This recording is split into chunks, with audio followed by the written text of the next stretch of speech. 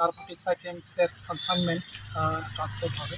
তো অ্যাকর্ডিংলি আমরা ইন্দিরানগর এলাকাতে একটা অ্যাম্বুশ বসাই এবং অ্যাম্বুশ বসিয়ে একটা সাদা রঙের মারুতি গাড়ি আপনারা দেখতে পাচ্ছেন সুইফট ডিজায়ার, এটাকে আমরা ডিটেন করি। তো ডিটেন করে ওইখান থেকে ড্রাইভার সহ একজনকে আমরা অ্যারেস্ট করি এবং গাড়িতে সার্চ করে আমরা 2,60,000 এবার ট্যাবলেট আমরা রিকভারি করতে পেরেছি। তো এখানে এর মধ্যে এই পুরো অপারেশনের মধ্যে আমাদের পুলিশের ভেহিকেলেও একটা ড্যামেজ হয়েছে, আর আমাদের কিছু এবং যারা এই অপারেশনের নেতৃত্বে ছিল ওরাও একটু আহত হয়েছে।